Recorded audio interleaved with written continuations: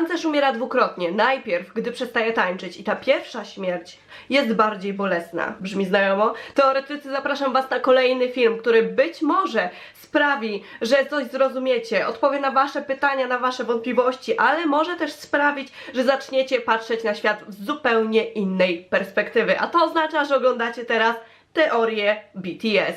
Zaczynamy!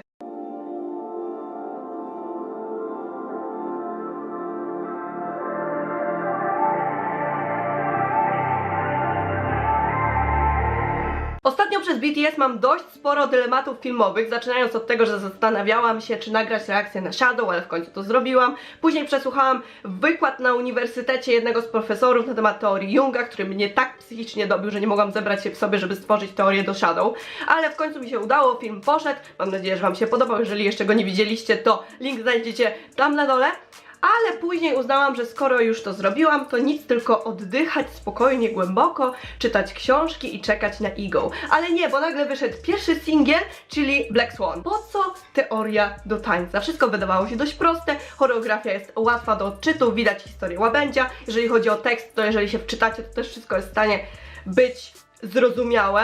Jedyne, czego można się doczepić, to tylko miejsce, w którym został ten teledysk nagrany i napisów na ścianach, ale to w przypadku BTS jest całkiem normalne i mogłabym powiedzieć o tym gdziekolwiek indziej.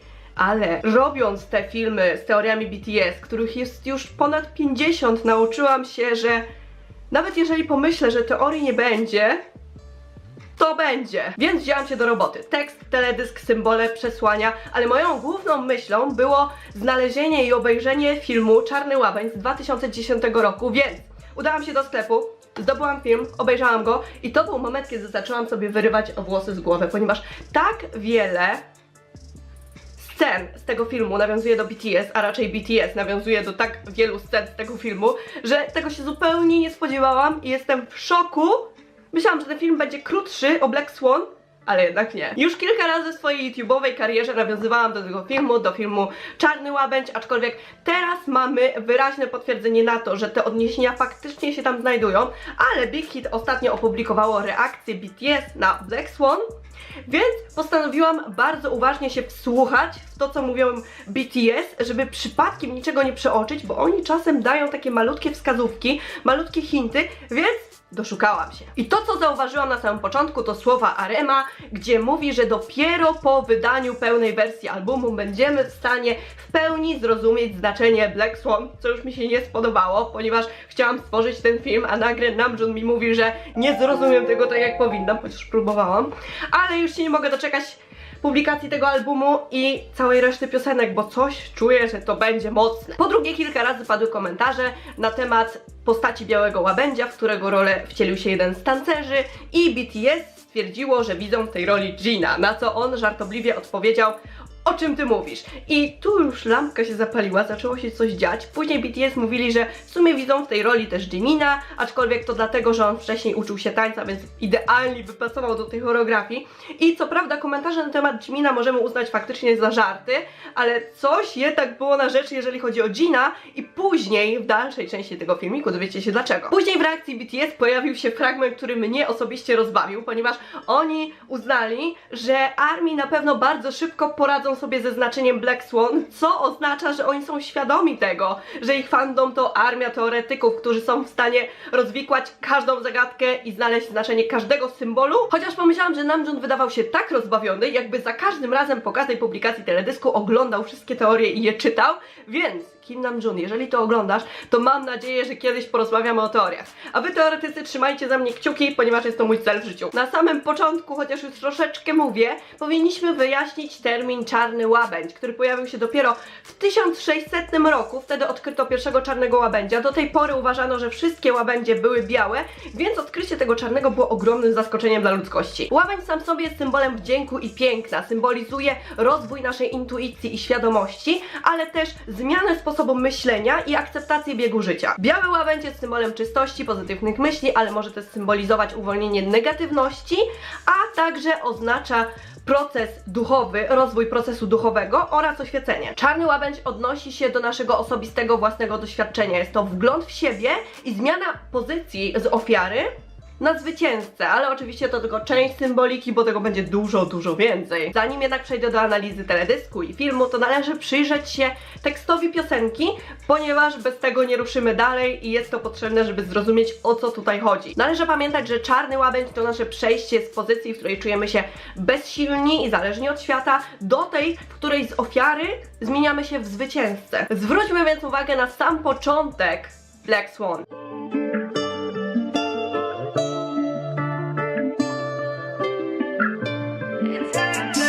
Jak dla mnie brzmi znajomo, więc przysłuchajmy się przez chwilę Fake Love.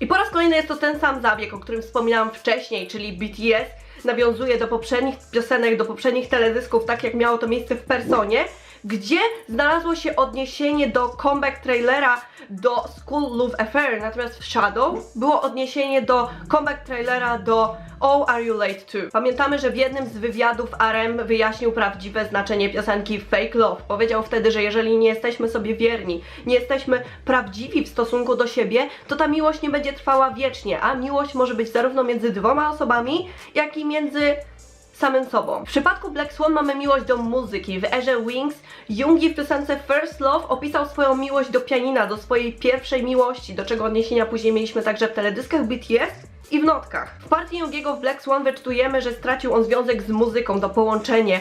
Jego serce nie bije już tak szybko, świat się zmienił, wszystko wygląda inaczej. I porównuje to do śmierci, co jest odwołaniem do cytatu, który widzimy na samym początku tego teledysku. Jest to dokładnie taka sama sytuacja. Artysta, muzyk także umiera dwukrotnie. Pierwszy raz w momencie, kiedy przestaje tworzyć i czerpać radość z muzyki i ta pierwsza śmierć jest dużo bardziej bolesna. To samo wyczytujemy w kolejnej partii, która należy do Namjoona, która dotyczy wszystkich artystów na świecie. Z biegiem czasu wraz z doskonaleniem swojej sztuki artysta potrafi się wypalać. Nie czuje już tej ekscytacji, tych emocji, a jego twórczość staje się bezbarwna, płytka i nijaka. Wtedy też doświadczają pierwszej śmierci, umiera w nich dusza artysty i zaczynają się zastanawiać, czy się nie poddać, czy nie pora odejść od sztuki i zająć się czymś innym, rozpocząć inną karierę. BTS Black Swan próbuje nam przekazać, jak ciężkie potrafi być życie artysty, że każdy miewa chwilę zwątpienia, chce się poddać i to rzucić, ale ARMY, nie panikujmy, nie mylcie pojęć, ponieważ zagłębiając się w tekst tej piosenki, w znaczenie czarnego łabędzia, należy pamiętać o symbolice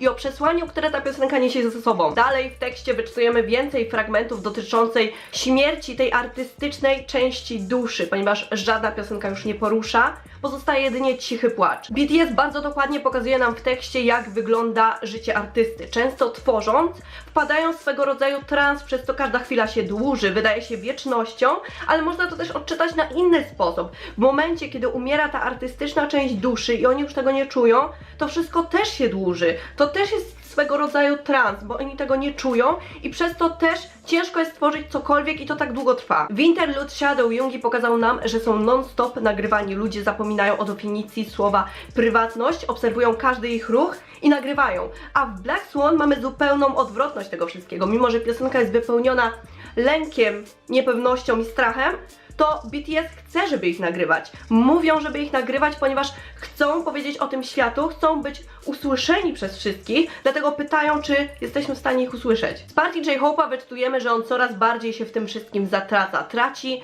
skupienie na tym, co niegdyś było faktycznie dla niego ważne i zwraca się do swoich myśli, do swoich wątpliwości, żeby go puścić. Co jest nawiązaniem do tego, co mówiłam wcześniej, do chęci poddania się. Hosok chce, żeby pozwolić mu zanurzyć się w tej ciemności. On pójdzie tam sam, ponieważ zauważył samego siebie i chce, żeby to jego prawdziwe ja w końcu się wydostało. Co oczywiście łączy się z Shadow, z tym, co mówiłam w poprzednich teoriach. Musimy zajrzeć w głąb siebie i sprawić, że to, co pokazujemy światu, nie będzie płytkie, nie będzie bezbarwne, nie będzie imitacją człowieka, tylko będzie autonomiczną istotą ludzką. I tak samo jest w przypadku artysty i tego, co tworzy, żeby ta sztuka miała sens, żeby nie była płytka i bezbarwna, tylko żeby była odzwierciedleniem uczuć artysty. Suga w kolejnej zwrotce także nawiązuje do tego, że w końcu widzi samego siebie w tym, co tworzy. Otwiera oczy, jest w swoim własnym studio i mimo, że jest nacisk ze strony społeczeństwa, że ludzie wymagają od niego perfekcji i takiej muzyki, jaką chcą słuchać, to on w końcu jest w stanie tworzyć,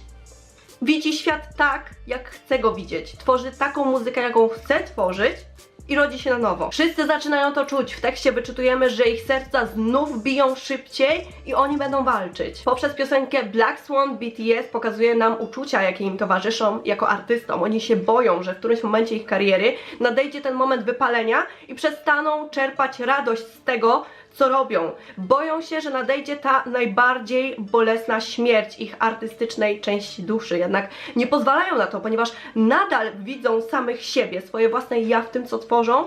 I to ja nie chce być cicho, one chce być usłyszane. I dokładnie takie jest przesłanie tej piosenki, ale to samo widzimy w teledysku, w choreografii. Widzimy łabędzia, który zatracił samego siebie i chce się uwolnić, jednak to nie jest takie proste, ponieważ z każdej strony ktoś mu to utrudnia. Trzymają go cienie, które coraz bardziej go niszczą, ale on walczy i się nie poddaje i chce się uwolnić. Więc możemy w końcu przejść do analizy teledysku, do analizy filmu Czarny Łabędź, co wyda wam się prawdopodobnie banalne, ponieważ logiczne jest, że jakiś związek istnieje, skoro i tytuł filmu, i tytuł piosenki jest identyczny, ale jak się okaże, tych połączeń jest więcej niż ktokolwiek mógłby się spodziewać, szczególnie w erze Wings. Samo Wings, czyli skrzydła, czyli banalne połączenie z Czarnym Łabędziem, szczególnie niektóre fragmenty Blood, Sweat and Tears, ale skupmy się jeszcze na czymś innym, bo jeżeli pamiętacie trailer do trasy Wings, to tam była scena, gdzie V wyrastają czarne skrzydła i tutaj mamy nawiązanie do Czarnego Łabędzia, ale oprócz tego była też scena, w której Jinowi pękała ręka i pękała mu twarz. I to z kolei będzie nawiązaniem do plakatu filmu Czarny Łabędź, gdzie główna bohaterka ma popękaną twarz i Jin także ma popękaną twarz, w dodatku po tej samej stronie. Co by oznaczało, że Jin jest białym łabędziem. I pamiętacie, co powiedziałam na początku tego filmiku o BTS, które wspominało, że Jin byłby idealny w roli białego łabędzia i nagle wszystko łączy się w całość. Znowu. Teledysk został nakręcony w starym, opuszczonym budynku, który jednym może się kojarzyć z fabryką, ale mi z kolei skojarzył się z centrum handlowym i znajdują się tam m.in. niedziałające oczywiście ruchome schody, ale także różne napisy i rysunki na ścianach i nie wiem, czy powinniśmy przywiązywać do tego większą uwagę, ale zawsze warto się im przyjrzeć. Chociaż przyznam, że mi to miejsce w jakimś stopniu kojarzy się też z teledyskiem do Not Today. Napis, który najlepiej widać na tych ścianach, to Ixan, co po francusku oznacza heksan, czyli jeden ze środków chemicznych i jeden ze składników benzyny. Jak wiadomo, benzyna jest łatwopalna. A to z kolei od razu mi się kojarzy z teledyskiem do I Need You, z pożarem i z kanistrem, który Jungi miał przy sobie, którego zawartość wylał w motelu, a następnie się podpalił. Na jednej ze ścian za to widać rysunek czerwonych balonów, co z kolei kojarzy mi się z balonem z teledysku Blood, Sweat and Tears, ale sam czerwony balon jest symbolem kruchości, miłości i szczęścia. Oznacza, że to wszystko może bardzo łatwo pęknąć, co z kolei będzie się idealnie łączyło z tekstem piosenki Black Swan i z tą miłością do muzyki, która też nagle, jak ta bańka mydlana, może pęknąć. Widzimy więcej napisów na ścianach, m.in. power, które oznacza moc, albo hungry, co oznacza głodny i możemy to jakby skojarzyć ze sobą, że ktoś jest głodny tej mocy, żeby odnaleźć sobie siłę, żeby móc odnaleźć sobie swoje własne ja. Rysunek oczu natomiast kojarzy mi się z rysunkami Abraxasa z ery Wings, ale też z faktem, że idole są non-stop obserwowani, więc nie mają swojej własnej woli tak jakby, ponieważ muszą tworzyć to, co społeczeństwo od nich wymaga. To, co chce usłyszeć, to, co chce zobaczyć. I możemy w końcu przejść do mojej ulubionej części tej teorii, czyli do porównania twórczości BTS z filmem Black Swan, czyli Czarny Łabędź i dowiedzieć się, czy faktycznie BTS w jakimkolwiek stopniu inspirowało się filmem z 2010 roku. Zacznijmy od tego, że naprawdę polecam obejrzeć ten film, to po pierwsze, a po drugie znajduje się w nim mnóstwo odniesień do teorii Carla Junga i tak samo jak w przypadku Interlude Shadow, tutaj będziemy mieć historię o poszukiwaniu własnej tożsamości, własnej świadomości, o pokazywaniu światu tej kruchej, delikatnej części swojej osobowości, czyli persony, pokazywaniu maski. Jednak życie zmusza nas do tego, żebyśmy pokazali też tę drugą, ciemniejszą stronę, czyli cień. W teorii do Shadow wspominałam, że cień jest naszą ciemniejszą, bardziej spontaniczną, czasem wręcz agresywną stroną, a to jest z kolei idealnie zobrazowane w filmie Czarny Łabędź na zasadzie podziału na personę i cień, czyli na białego i czarnego łabędzia. Film jest historią ambitnej baletnicy, która daje z siebie wszystko, żeby być jak najlepsza, jednak jest także delikatna, krucha i niewinna i boi się odezwać. I mimo, żeby chciała dostać główną rolę w Jeziorze Łabędzim, to nie jest w stanie, ponieważ koncepcja reżyserska zakłada, że prima ballerina będzie grała dwie role jednocześnie, zarówno białego, jak i czarnego łabędzia. I Nina ze swoją delikatnością, perfekcjonizmem i precyzją jest idealnie stworzona do roli białego łabędzia, ale nie czarnego. Wcielenie się w rolę czarnego łabędzia wymaga zatracenia się w tańcu i w emocjach. Nina powinna dać się im porwać, przestać nad sobą panować i pokazać swoją niebezpieczną, uwodzicielską stronę, której jednak sama nie jest w stanie w sobie odkryć. Nina za to jest uwięziona w kruchości i niewinności, zupełnie jak małe dziecko. I tak też wygląda jej pokój. Nie wygląda on jak pokój 28-letniej kobiety, tylko jak pokój małej dziewczynki. Jednak chęć tego perfekcjonizmu i pożądana rola zmuszają Ninę do porzucenia tej niewinności, co następuje stopniowo. Nina poznaje Lily, czyli swoją rywalkę, która tak naprawdę jest stworzona do bycia czarnym łabędziem. Dziewczyny się do siebie co prawda zbliżają i to właśnie dzięki Lily Nina jest w stanie odkryć tą ciemną stronę swojej osobowości i wypuścić ten cień, który w niej drzemie. Buntuje się pierwszy raz w życiu przeciwko matce, pije alkohol, bierze narkotyki, spędza całą noc w klubie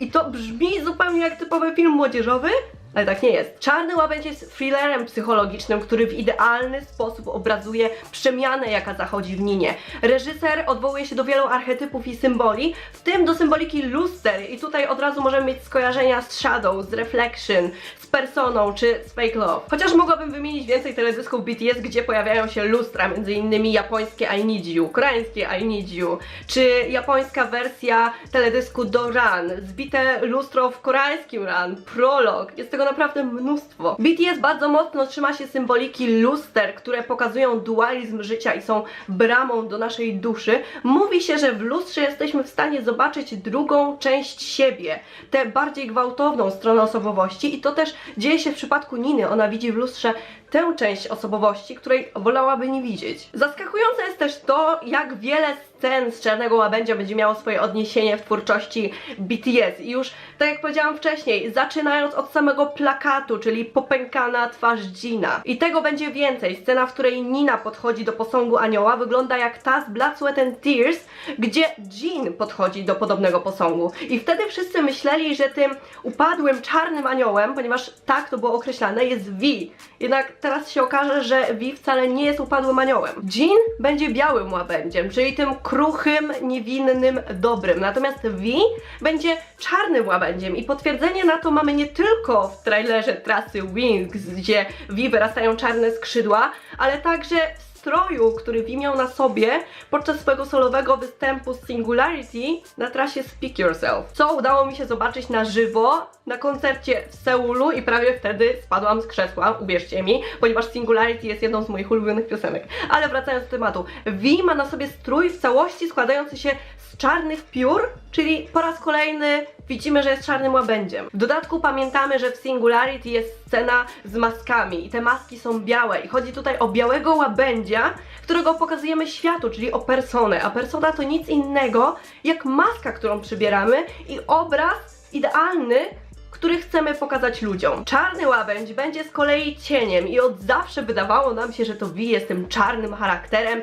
i teraz będziemy na to mieć potwierdzenie w tej historii wykreowanej przez Big Hit, ponieważ pamiętamy, co się działo od czasów I Need You, co się działo w notkach, jak V w I Need You dźgnął nożem swojego ojca, który krzywdził i fizycznie, i psychicznie swoją rodzinę. Ale wracając do filmu Czarny Łabędź, ponieważ tego jest dużo więcej. Mamy plakat, mamy posąg, ale mamy też sceny z lustrami. Nina widziała w swoim odbiciu tę drugą stronę osobowości, ciemniejszą stronę samej siebie, która chciała się wydostać i przejść przez bramę duszy, czyli przejść przez lustro. I dokładnie to samo, czyli zupełnie inne odbicie widzimy w Fake Love, w scenie z Namjoonem. Ten Namjoon, który stoi przed lustrem, jest zupełnie innym Namjoonem niż ten, którego widzimy w odbiciu, ale nie tylko w Fake Love się to pojawiło, ponieważ w erze Wings Jin także widział w lustrze coś innego. Widzieliśmy tam zupełnie inny kwiat, który się odbijał. Więcej, proszę bardzo, skoro już mowa o V, to w Blood, Sweat and Tears jest scena, w której V wyrastają czarne skrzydła. I to samo widzimy w filmie Czarny Łabędź. Ninie także w końcu wyrastają czarne skrzydła i dzieje się to w momencie, kiedy ona pozwala swojemu cieniowi w końcu się uwolnić, jednak trwało to tak długo, że on zaczyna przejmować nad nią kontrolę. Przez cały film Nina miała na plecach bliznę, którą notorycznie drapała, przed czym przestrzegała ją jej matka. Jak się później okazało, było to miejsce, z którego chciały wyrosnąć skrzydła, czyli ten cień, ten czarny łabędź chciał się wydostać. Jednak jej matka nadal traktowała ją jak małe, niewinne dziecko, trzymała wręcz w zamknięciu. I to drapanie było taką jakby swoistą metaforą. Poprzez drapanie rana by się otworzyła i skrzydła zaczęłyby rosnąć. U Vi też widzimy blizny na plecach i są to blizny po skrzydłach lub są to rany, z których dopiero skrzydła zamierzają wyrosnąć. Więcej powiązań? Wypadek samochodowy Jungkooka. I pewnie teraz się zastanawiacie, co to ma wspólnego z czarnym łabędziem. A, jako że w I Need You Jungkook został potrącony przez samochód, to w czarnym łabędziu mamy coś podobnego, ponieważ główna była prima ballerina Beth także została potrącona przez samochód. Jedna z najważniejszych scen i kolejna z lustrem, czyli moment, w którym Nina kłóci się ze swoją rywalką Lily, uderza nią o lustro, które od razu się tłucze. I to z kolei kojarzy nam się ze sceną z Ran, gdzie Yoongi rzucił krzesłem w lustro, które także się potłukło. Jest to moment, w którym cień w końcu może się wydostać, dlatego Nina sięga po ostry kawałek lustra i dźga swoją rywalkę Lily. To od razu nam się kojarzy z teledyskiem do I Need You, gdzie Vi dźgnął swojego ojca. Jak się później okazało, Nina nie zabiła Lily, a zabiła samą siebie, zabiła tego białego łabędzia, niewinną, delikatną istotę, personę, którą pokazywała światu, a wydostał się cień, wydostał się czarny łabędź, czyli niebezpieczna, drapieżna kobieta, która idealnie odgrywa swoją rolę czarnego łabędzia w przedstawieniu.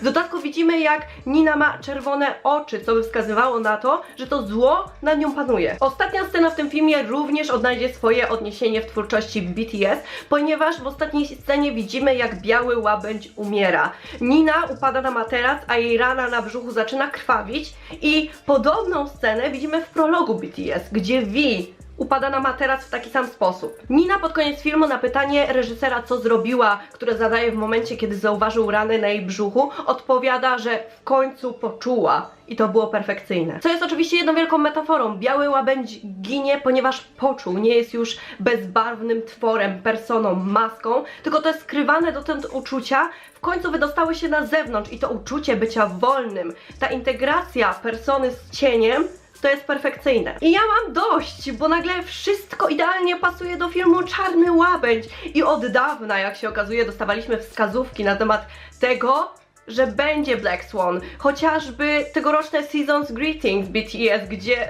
na stronie z Namjoonem mamy napis 2020, ale te dwójki wyglądają jak łabędzie. I strój solo V podczas Singularity, o którym wspominałam, ewentualnie solo Jungkooka na Melon Music Awards w wodzie, w czarnym stroju, co też wygląda jak taniec czarnego łabędzia. Nagle się okazuje, że tych podpowiedzi było mnóstwo. Muszę przyznać, że mogłabym tak mówić na ten temat i mówić w nieskończoność, ale kiedyś trzeba skończyć ten film. I film Czarny Łabędź bardzo mi się spodobał. Sprawił, że spojrzałam na całą erę Wings z zupełnie innej perspektywy. Mam zupełnie inne myśli. I co prawda Wings bazowało na książce Hermana Hesse Demian, ale nagle się okazuje, że Demian z kolei odnosi się do teorii Junga i to wszystko jest ze sobą idealnie połączone, a BTS próbuje nam przekazać te ważne informacje o integracji uczuć. Jak ważne jest to, żeby zaakceptować samego siebie, pokochać siebie i się odezwać. Za to w Black Swan próbują przekazać nam swoje uczucia jako artyści, głównie strach o to, że kiedyś się wypalą, że przestaną czerpać radość z tego, co robią, ze swojej twórczości, jednak oni nie chcą, żeby tak się stało, oni będą walczyć, ponieważ nadal w swojej twórczości widzą cząstkę siebie. Ale mam nadzieję, że ten filmik Wam się spodobał, podobnie jak poprzedni, też dość długo na niego czekaliście, ale musiałam wszystko sobie ułożyć w głowie, obejrzeć film, potem to wszystko spisać, jeszcze zdążyłam się parę razy załamać, widząc te wszystkie powiązania, później trzeba było to opisać, nagrać, wysłać do Ann, a Ann poświęciła kolejne 10 godzin swojego życia na montowanie tego dzieła, więc zostawcie łapki w górę, jeżeli Wam się podoba, kliknijcie czerwony przycisk tam niżej, zasubskrybujcie kanał po więcej filmów, po więcej teorii, nie zapomnijcie o komentarzach z Waszymi opiniami, z Waszymi teoriami i do zobaczenia w następnym filmiku.